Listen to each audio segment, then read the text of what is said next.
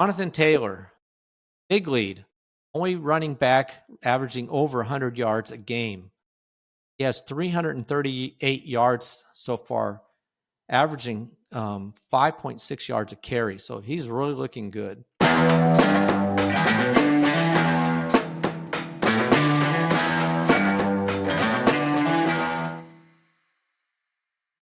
Welcome to Just the Stats NFL, the show that covers the NFL statistical leaders from the all-time greats to the current players leading the NFL. I'm Ernie Jennings, your host, and in this episode, we will be covering the standings and the stats for Week 3. So we've got 3 games in the books now, so we can starts to compile up and we can start to see some patterns a little bit maybe.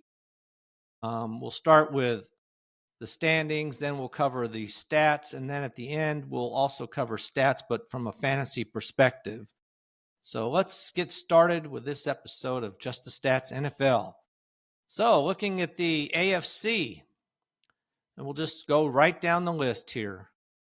Buffalo, 3-0, already his commanding lead of this division. New England's 1-2. The Jets and Miami are 0-3.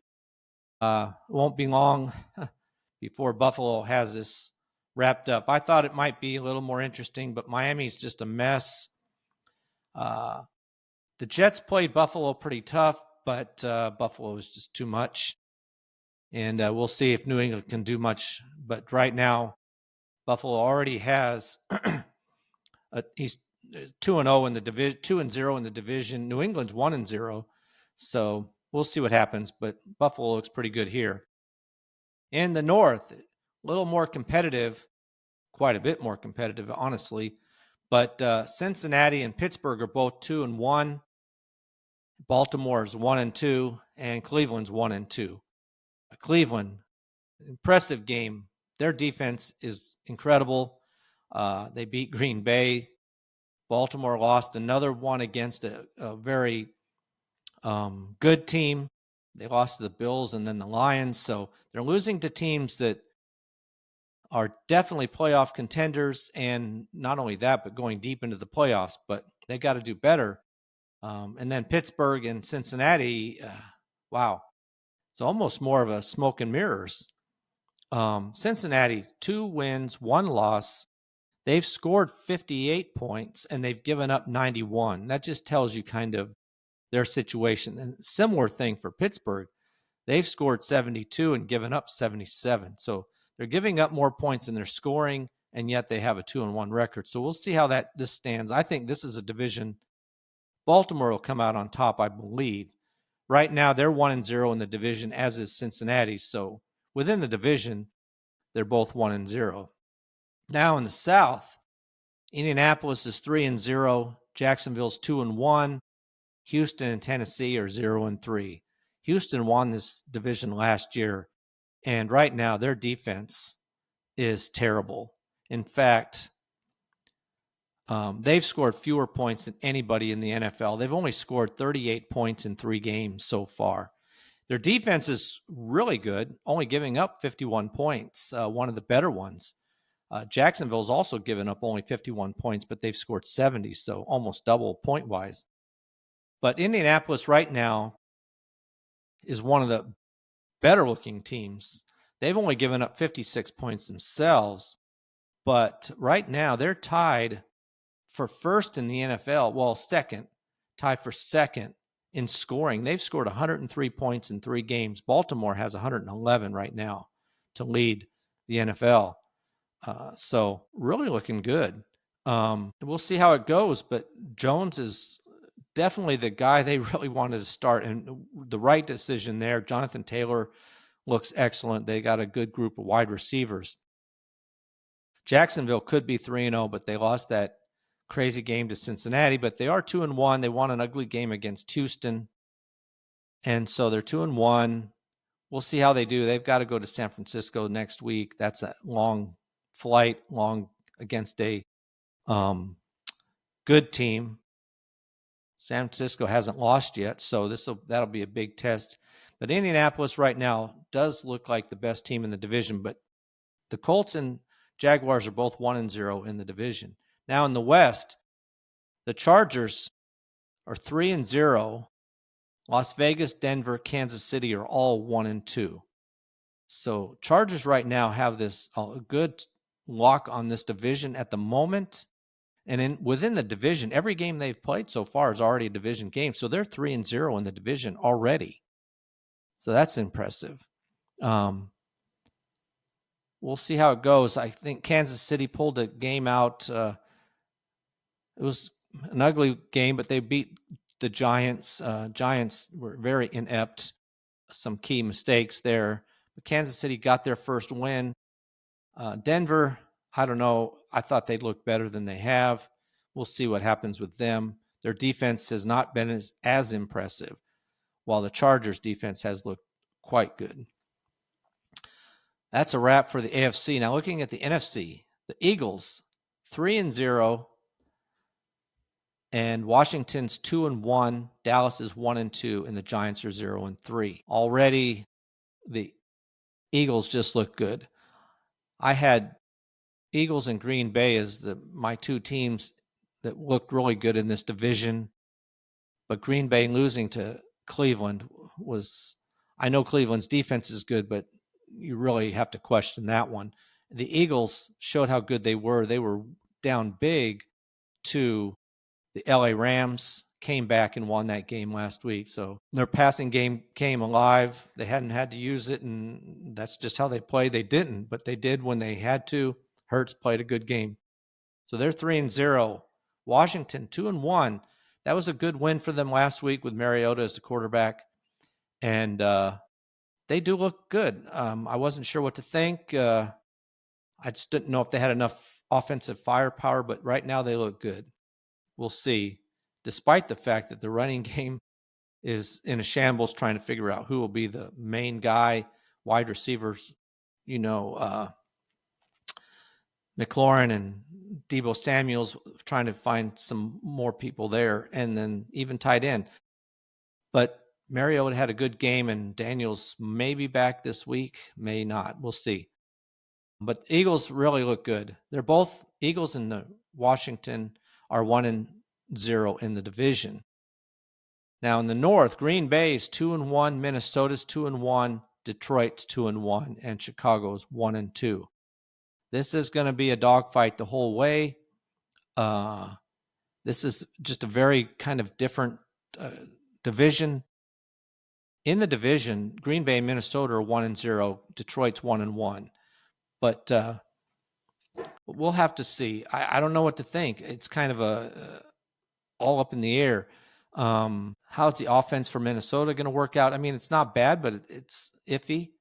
Green Bay, wow. I mean, losing to Cleveland, and then Detroit losing to Green Bay the first week, which is what made me think Green Bay looked impressive. But then the last couple of weeks, Detroit's come on with really high-powered offense there, and really came through against the Ravens, a very quality team there. So they've already scored 103 points, tied for second most in the league.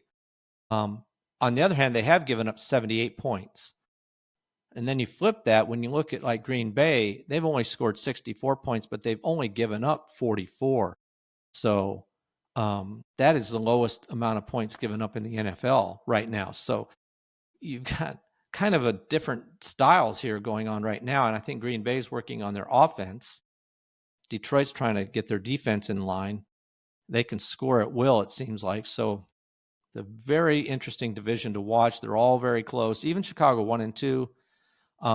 They're just giving up too many points, but they've scored 76, given up 93. 93 is just too much to be given up. In fact, it's one of the highest totals, not the highest, but it's up there in the top 5 or so. All right, next in the South, Tampa Bay 3-0, Carolina 1-2, Atlanta 1-2, New Orleans 0-3. Well, again, Tampa Bay looks like they're going to wrap this up. They look good. They have been able to come from behind and win games. Really, all their games have been very close, coming down to the end. I mean, their points for are 72, their points against are 66, so very close. But they've had 2 games away from home, so That's good. The 2 wins on the road already. They're 1-0 in the division, as is Carolina. Atlanta was the team I thought would be the team to watch here, along with Tampa. And then they go and lay an egg, literally, losing to Carolina 30-0. That was unbelievable. So Atlanta's already 0-2 in the division. And then, of course, New Orleans bringing up the rear and probably will the entire season. They've already given up. New Orleans has only scored 47 points and given up 90. They're going to have a rough year.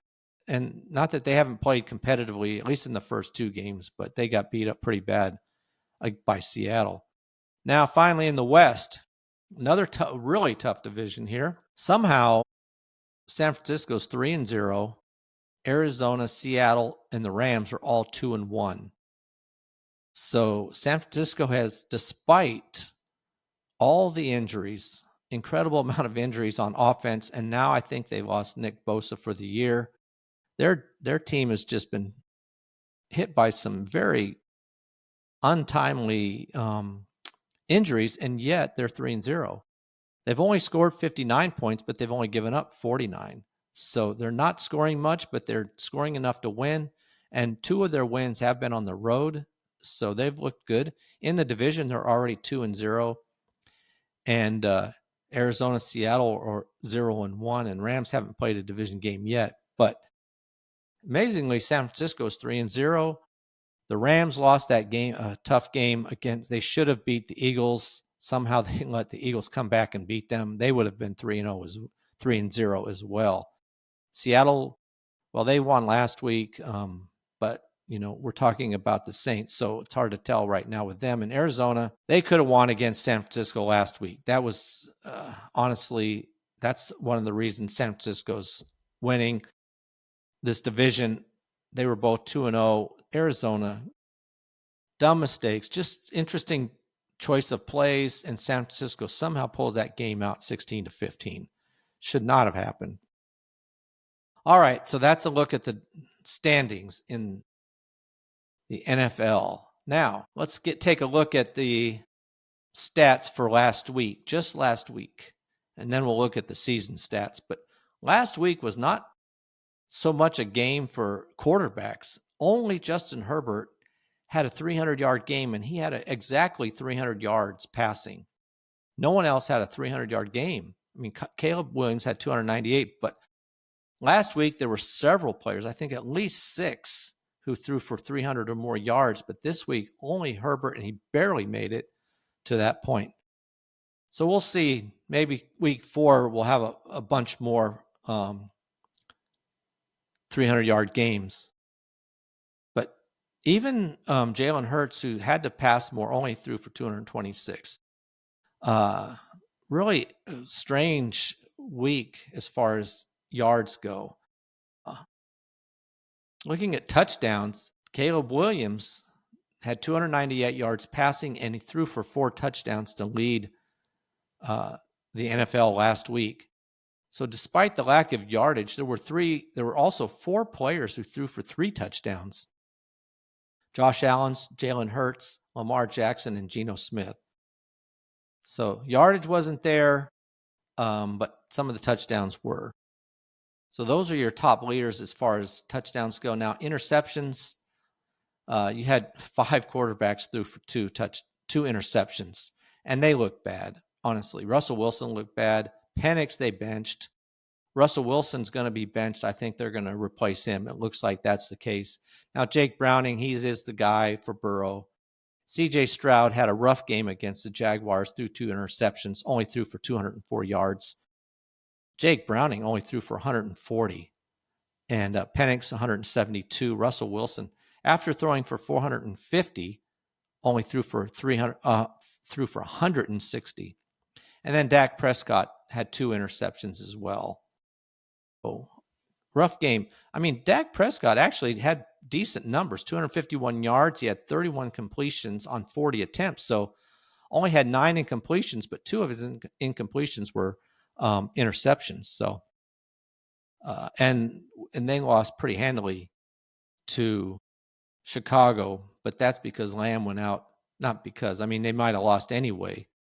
but Lamb did go out in the first quarter.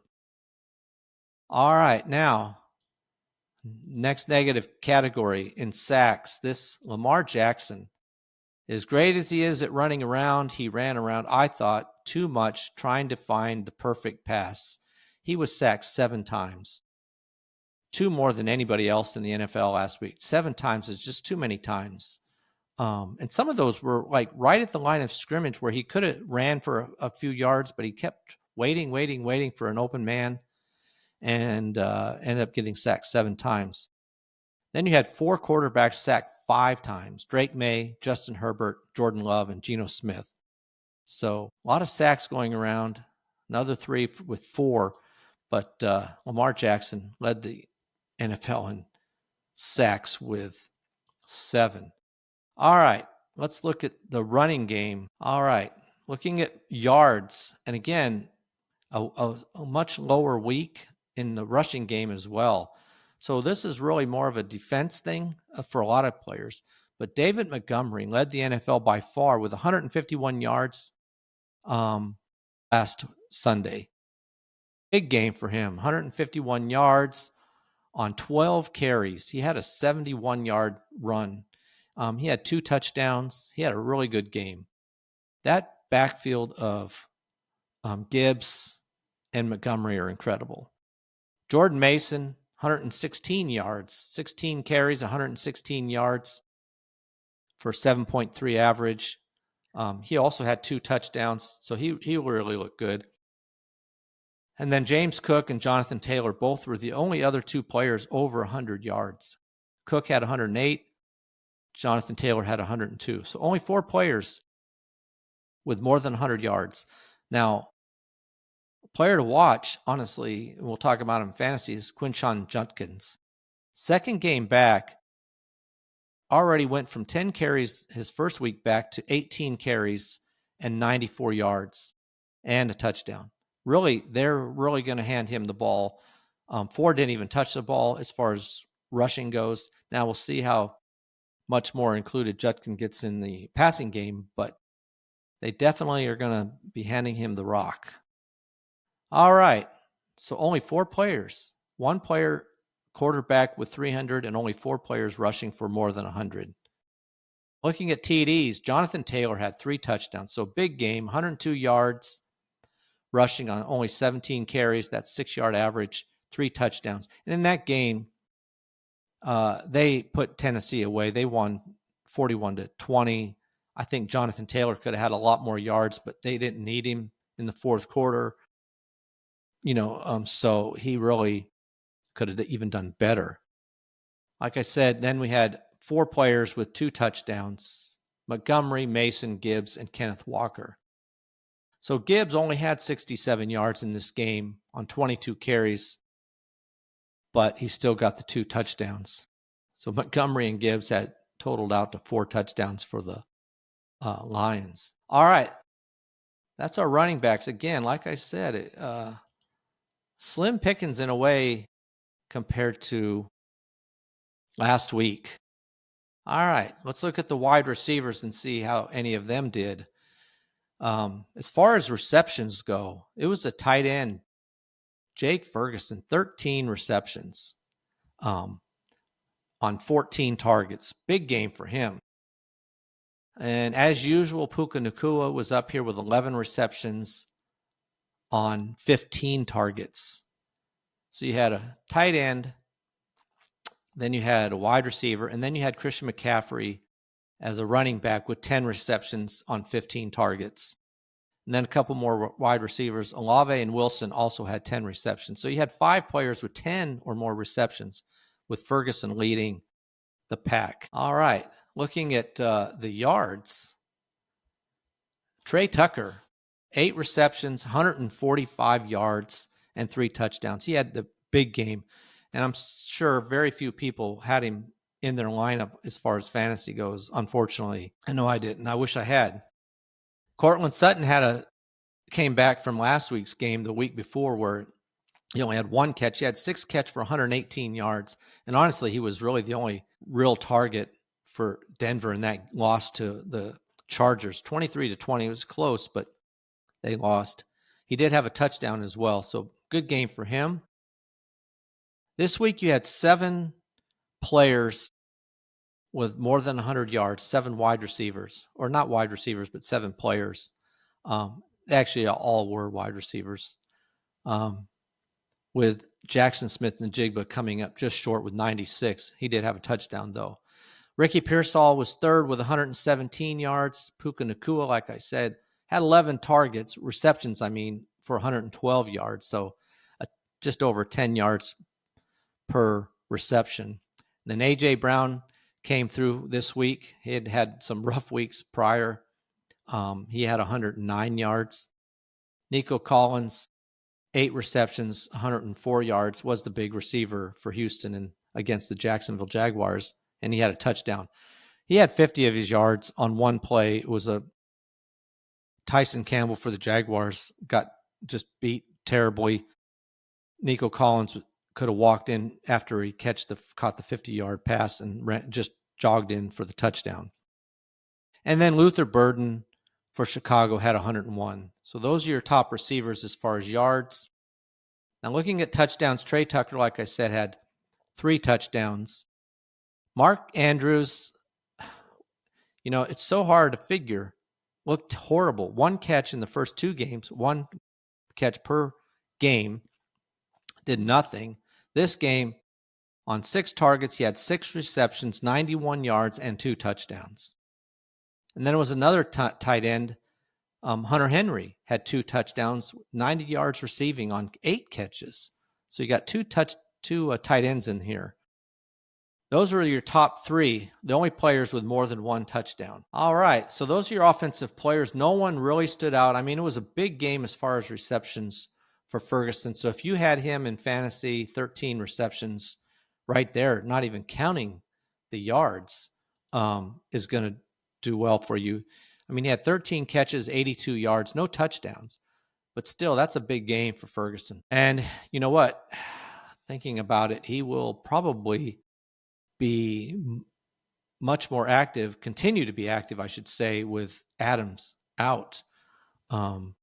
Not Adams, I'm sorry, CeeDee Lamb out. So, all right. Let's move on to look at the defensive players. Looking at interceptions, only one player, Trayvon Edmonds, had 2 interceptions last week. Big game for him. This was Chicago, playing for Chicago against the Dallas Cowboys, had 2 interceptions. Then there were quite a few players with 1 interception. 21 players had 1 interception. With Jamel Dean for Tampa against the Jets had a 55-yard interception return for a touchdown. That was the big one. Kenny Moore had an interception also returned for a touchdown, 32 yards returned. Kenny Moore, Indianapolis against Tennessee, intercepted that pass. Big interception there. And then Isaiah Rodgers for Minnesota against Cincinnati had a huge interception, 87-yard return for a touchdown. So some big ones there. And then one more, Chow Smith-Wade for Carolina against Atlanta had a 11-yard touchdown interception return for a touchdown. So big games there. One more category that I think I might start including, but only 2 players. Passes defensed. Darian Kendrick had 3, and Jalen for Seattle against the Saints had 3 passes defensed. Jalen Petrie had 3 pass defenses against Jacksonville. He's playing for Houston against Jacksonville, had 3 passes defensed. All right, that's the weekly stats. So nothing major. Honestly, that was interceptions. We'll do one more for last week. Looking at tackles for loss, Derwin James had 4 tackles for loss to lead the NFL last week, the only player with 4 or more. And then you had another 4 players with 3 tackles for loss. Derwin James, playing for the Chargers against Denver, led the NFL in that category. Now looking at sacks, Al-Quadin Muhammad for Detroit against Baltimore had 2.5 sacks. Like I said, Jackson was sacked 7 times, and Muhammad had 2.5 of those sacks. And then you had several players with 2 sacks. Tyquan Lewis for Indianapolis against Tennessee. Nick Benito for Denver against the Chargers had 2. Rashawn Gary. These are some of the players that I've been watching as far as all-time players. Had 2. Rashawn Gary, 2 for Green Bay against Cleveland. Bobby Wagner, 2 Washington playing for Washington against the Raiders. And then TJ Watt came through finally. He's kind of had a slow start, but he had 2 sacks for Pittsburgh against the Patriots. One more was Andrew Van Ginkel for Minnesota, had 2 sacks against Cincinnati. So those are all your leaders in the sack department. And for defense, all right, let's look at the overall standings in the NFL this year. We'll start with the quarterbacks. Now we have 3 games in the books. You start to see some numbers here. You've got 4 quarterbacks who've thrown for more than 800 yards so far in the NFL. So no one's averaging 300 yards a game, though Justin Herbert has the big number here. He's leading the NFL with 860 yards. Geno Smith has 831. Daniel Jones, unbelievably, 816. And then Dak Prescott, 800. Out of these 3, I figured Dak Prescott would have a lot of yards because I didn't think much of their running game, which has been decent. And he still has a lot of yards because their defense is horrible and they have to pass a lot to stay in the games. Daniel Jones has been a pleasant surprise if you're an Indianapolis fan. 816 yards passing already. And then Geno Smith, more passing than I thought, but their running game right now is just not working. And until they can figure that out, he may be passing quite a bit. And then Justin Herbert is another one. I was a little surprised, though by the end of last season, he had been passing more. I thought they might run the ball more, but right now he's leading the NFL with 860 yards. Looking at touchdowns right now, Lamar Jackson, 9 touchdowns already. He had 40 last year, and he's got 9. He's averaging 3 a game already. And then you have 3 players with 7. So there's touchdown passes, despite the yards not being there. Touchdowns are there. But Jared Goff, Caleb Williams, and Aaron Rodgers all have 7 touchdown passes. Now, when you're looking at it, Lamar Jackson's been incredible. We'll see his stats, but 9 touchdowns, 0 interceptions. Jared Goff and Caleb Williams has looked really good. 7 touchdowns and only 1 interceptions for both of them, while Aaron Rodgers has 7 touchdowns, but 3 interceptions. So those are your top 4 as far as touchdowns go right now. Now, interceptions, on the other hand, Jake Browning has only played a game and a half, and he's got 5 interceptions so far. Tua Tagovailoa for Miami, 4 interceptions.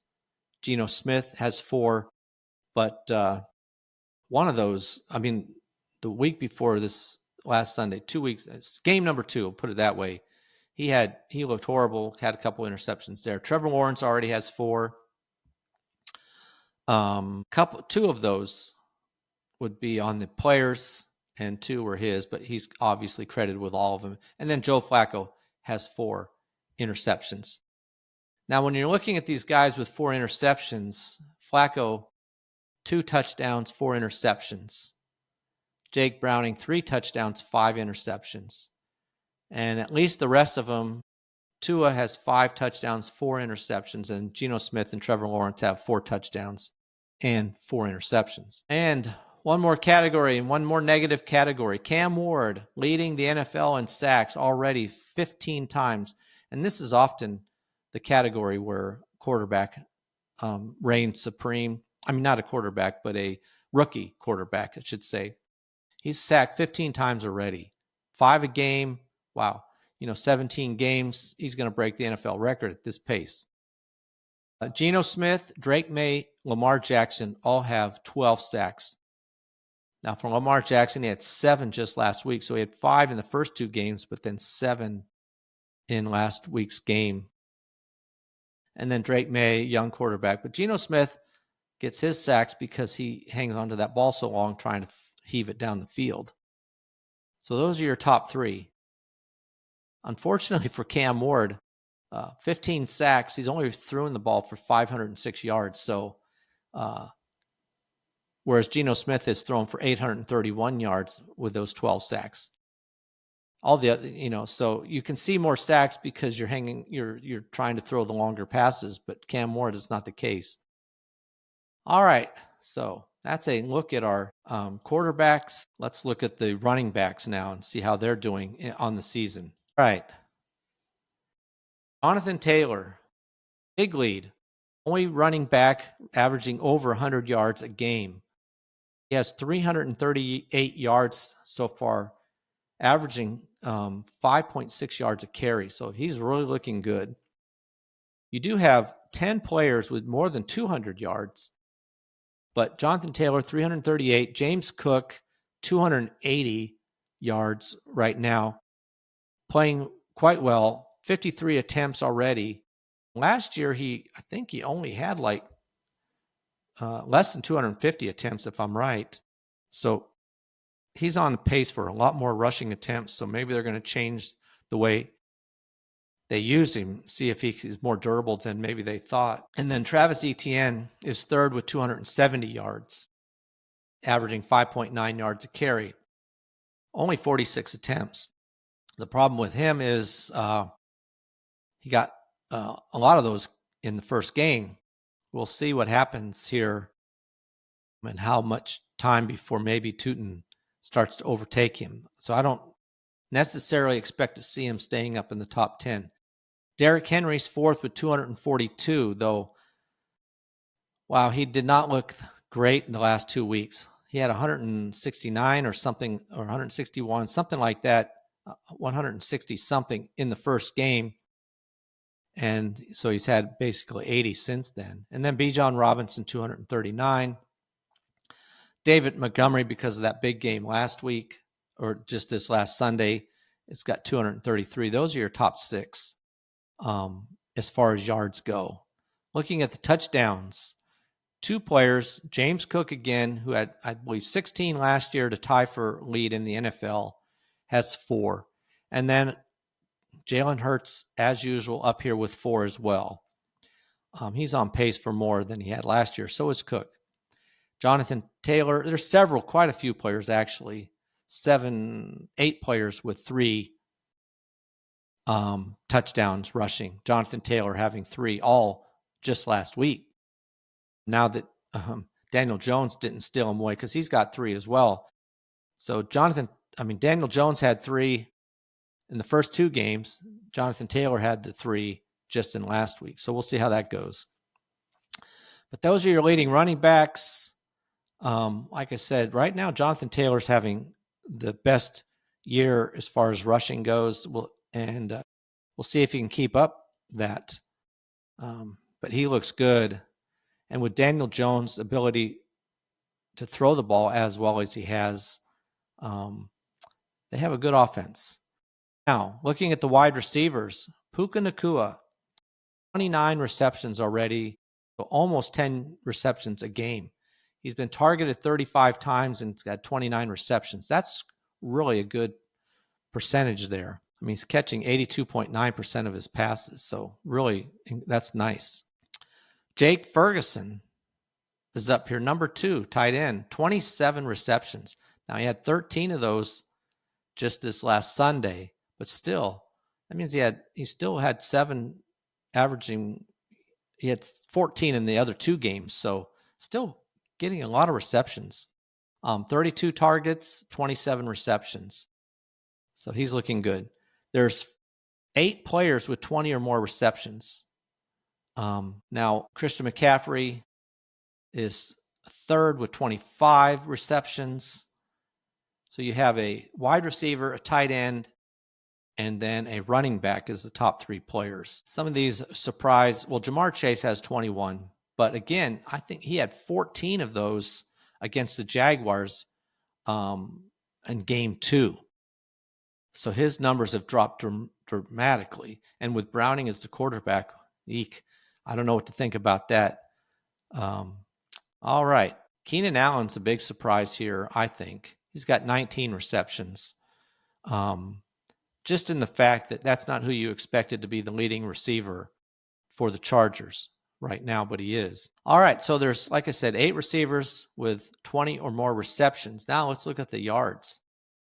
Puka Nacua leads the category here as well with 333 yards. He's averaging 11.5 yards per catch. But Jackson Smith-Njigba on only 22 receptions, still a lot of receptions, more than 7 receptions per game. He's been targeted 29 times, but he's got 323 yards, averaging 14.7 yards. He's got a touchdown as well, while Puka, despite all the receptions, still does not have a touchdown. Those are your top 2. Those are the only 2 players with more than 300 yards receiving, so the only 2 averaging more than 100 yards per game. Now, Ricky Pearsall's next by a big margin. He's got 281 yards on only 16 receptions. So he's averaging 17.6 yards per catch, 16 receptions on 24 targets. So he's looking good. Blake Neighbors, 16 receptions. He's got 251 yards, but he's been targeted 32 times. Only player more targets is Puka Nacua, and he's tied for second with Christian McCaffrey with the 32. But just the efficiency rate is horrible. The success rate is only 43.8%. So not looking good right there. But what else is are the Giants going to do? And what we may see is Scatterbo coming out of the backfield. With Tracy out, you could see a lot more passes being dumped off to him. Maybe that helps Neighbors out a little bit. We'll see. So you have a total of 18 receivers with 200 or more yards. Justin Jefferson has 200 exactly. Only 12 catches on 20 targets. That's somebody you had as your number 1 wide receiver. Unfortunately, CeeDee Lamb already had 222 yards when he went out early in this game. He probably would be up here in the top 1 or 2 as if he had not got hurt. So unfortunate for them there. All right, let's look at touchdowns. Got 3 players right now with 4 touchdowns. Amon-Ra St. Brown for Detroit has 4 touchdown receptions. Romeo Odunze for Chicago has 4 touchdowns, and then Trey Tucker has 4 as well. But he had 3 of those in one game. Then you have another 3 players with 3 touchdowns, and 2 of them are for the Chargers. Quentin Johnston, Keenan Allen, both have 3 touchdowns. They're looking good. And the rookie Emeka Egbuka right now is looking good as well. He's got 3 touchdowns already, 14 receptions, 21 targets, 3 touchdowns. And we'll see what's going on with Mike Evans this week and with Chris Godwin coming back. So we'll see how that might affect the Tampa Bay Buccaneers. But those are your top wide receivers, and that's a look at the offensive players. So right now you have a couple of quarterbacks looking good. Herbert, running backs, Jonathan Taylor, and then as far as receivers, Puka Nacua, kind of leading the pack as far as that goes. But it's early. It's only 3 games in. All right, let's look at the defensive players. Interceptions. You got 5 players with 2 interceptions right now. Jordan Battle for Cincinnati, Cameron Bynum for Indianapolis, Tremon Edmonds with Chicago. He had 2 of them just this last game. Darian Kendrick, 2 for Seattle, and then Jordan Lewis, 2 for the Jacksonville Jaguars. Now, looking at passes defense, Jordan Lewis leads in this category as well with 6 passes defense. So 2 interceptions, 6 passes defended against. And then you have 2 players, Darian Kendrick, who also has 2 interceptions and 5 passes defensed. And then DJ Turner for Cincinnati has 5 passes defensed.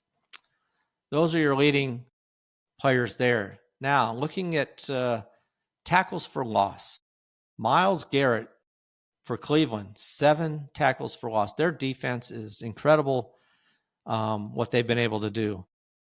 And then Byron Young has 6 tackles for defense for the Rams. So those are your top 2, the only 2 with 6 or more. Looking at sacks, Rashawn Gary leads the NFL with 4.5 sacks right now. Three players with 4. Myles Garrett for Cleveland. Rashawn Gary's for Green Bay, 4.5. Myles Garrett, 4 for Cleveland. Byron Young, 4 for the Rams. And then Brian Burns, 4 for the Giants.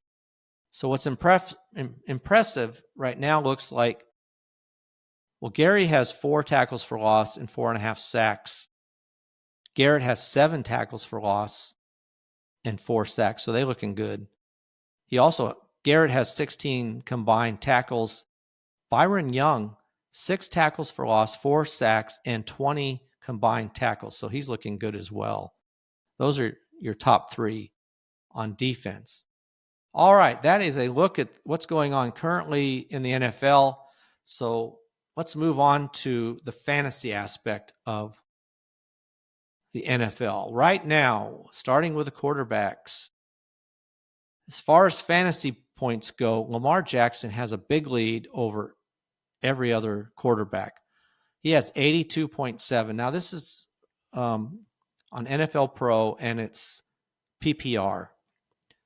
Lamar Jackson, 82.7 fantasy points. Josh Allen, second, was 73.6. So more than 9 points better than the second best quarterback. Caleb Williams is third with 70.3. Those are your top 3 as far as quarterbacks go. With Caleb Williams, those are the only 3 with 70 or more points. Daniel Jones has 68.1. Those are your top ones right now. Caleb Williams last week was number 1 quarterback in the NFL. Josh Allen was second, and then Lamar Jackson was third. Daniel Jones was tied for second. So they both look good. Actually, what I should say about that is that, let me backtrack on that stat there I just gave you. Really what I meant to say was Lamar Jackson's been top 5 quarterback 3 weeks already in 3 games. Josh Allen is twice, and so is Daniel Jones, twice been in the top 5 quarterbacks. Daniel Jones didn't even need to do much last week in the fourth quarter at all. Caleb Williams last week was a big game for him and was his first top 5 week. Now, let's look at as far as the yards go. Like I said, Justin Herbert's number 1 if you're looking at that in yards passed. In his fantasy points, he's 6th right now. So he's definitely somebody to watch here. Caleb Williams has looked good. And with the kind of schedule they play for a last place team, he could have some big games as well. Obviously, you're always going to start Jackson and Allen, but Caleb Williams is somebody I actually picked up off the bench. Off the waiver wire. So you might be able to pick him up. I think he is, unlike last year, he's really starting to improve, and I think he's picking up Ben Johnson's offense, and he might look better and better as the season goes. Drake May, 9th-ranked quarterback right now. I have been picking him up. He's somebody you might be able to pick up off a waiver wire depending on the depth of your league. Jordan Love has not looked good last week, but he has the easy game this week, hopefully. So he might be somebody you could pick up as well. Now, Jared Goff is the 10th-ranked quarterback right now. I would bench him this week. We'll talk about this more tomorrow, but he's playing. I wouldn't hardly start almost any quarterback except for Lamar Jackson against Cleveland's defense, and that's who Goff is playing against. So Lamar Jackson, Josh Allen, and Caleb Williams right now are leading the NFL in fantasy points as far as quarterbacks go. All right, let's look at the running backs. Jonathan Taylor, number 1, 75.1 points so far. And Christian McCaffrey is second with 69.9. James Cook is third with 68.5. And then there's a big drop to Jahmyr Gibbs with 61.3. Bijan Robinson is fifth with 60.3. So those are your top 5, only ones with 60 or more points right now. Jonathan Taylor has definitely looked good. Christian McCaffrey is just touches the ball enough, so he's getting it on volume alone, the points. and really hasn't scored as many touchdowns. So if he gets the touchdowns as well, I see him scooting up here even farther. James Cook is third. I don't know how long that's going to hold. I'm not sure if this is how they're going to play him the entire year, rushing him this much. And Jahmyr Gibbs is fourth, though he's playing Cleveland this week. So I don't know if I'd want to.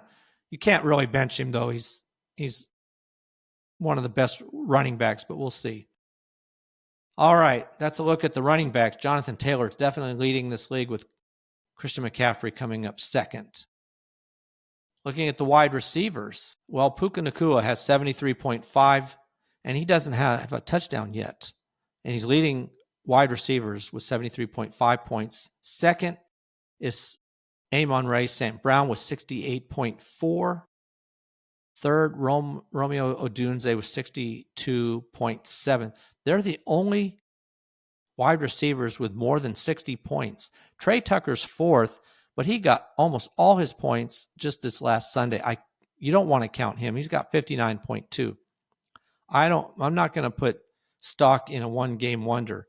That's if you picked up Wan'Dale Robinson last week because of what he did in game 2, you got burned by him because he had a career game and then nothing in week 3. I don't know if that's going to happen the same with Trey Tucker. I don't expect to see 3 touchdowns. I think it was more of a fluke. And you can try to start him, but I don't expect to see him up here next week in the top 10. Wan'Dale Robinson dropped all the way to 18th, even though he had a top 12 week last week or on game 2. But so Nacua for the Rams, St. Brown for the Lions, and Odunze for Chicago. Top 3 wide receivers right now. Puka Nacua obviously has been in the top 12 wide receiver every week. And then Ray St. Brown has been a top 12 wide receiver. Top 12 wide receiver twice in 3 games. So Puka Nacua is definitely the guy to watch here. Keenan Allen's 6th, and he's the surprise to me, and not like Trey Tucker, but somebody that's consistently been somebody Herbert's looking at. So he's had 1 touchdown per game. He's been a top 12 wide receiver 2 times in 3 weeks and top 24 every week. So good for him. All right. Those are your top wide receivers. Looking at tight ends.